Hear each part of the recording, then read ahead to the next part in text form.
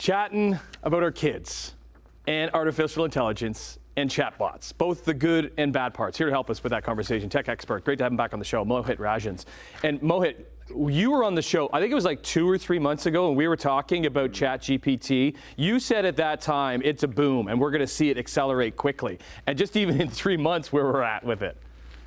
Yeah, it's definitely the word of the year. AI, artificial intelligence, has infiltrated so many different things, Tim, that we're now having a conversation not just about something like ChatGPT and how people might be getting their essays written, etc. We're now talking about actual interactions with our kids and ourselves that we have to be aware of, because many people who don't realize that this technology is in our lives might be caught off guard by how much it's evolved just in the past 6 months. Because it's not going anywhere. So parents need to be, I guess, talking to their kids about it.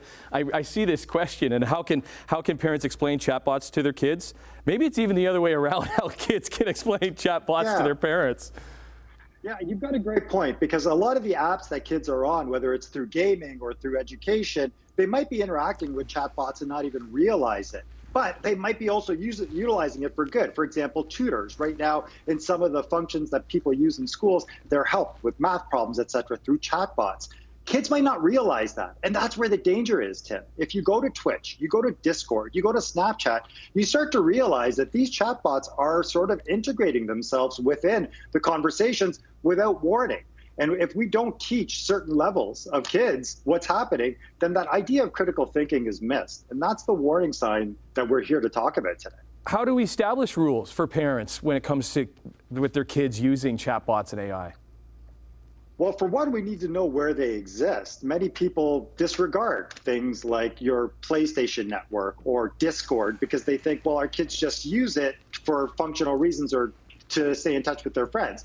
The truth is, on any social media platform, chatbots exist. And so go onto whatever device your kids are on, make sure you understand what apps they're actively engaged in, and then do a quick Google search about how chatbots are actually, in some cases, for instance, Snapchat has a chatbot embedded within its actual function.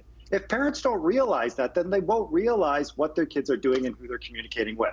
And it gets deeper than this, Tim. Soon this is going to be voice, right? And soon people are going to communicate with our kids via voice, and it's going to sound like a human. When that gets cloned and that's used via AI, the idea of chatbots that we currently are talking about is going to seem retro to us. Schools, that's immediately where I go. How do schools tackle this? Well, we've got to train the trainers. You know, digital literacy has to be rethought when it comes to schools. And 5 years ago, the whole conversation was around cyberbullying and what kids can do and make sure that they're safe on social media. Guess what? They're not any safer on social media with these chatbots that are around without knowing that they exist. And so what I think has to happen is schools have to do a little bit of a reset about what digital literacy means at different age levels. And parents have to be involved in the conversation as well. We can't let this era of technology just go and, be taken over by the robots, as they say. We have a wonderful opportunity to utilize some of the good in this and not fear all of it. We just have to increase our awareness in education first. Okay, 30 seconds left. What's the future hold for AI? Look into your crystal ball, Mohit.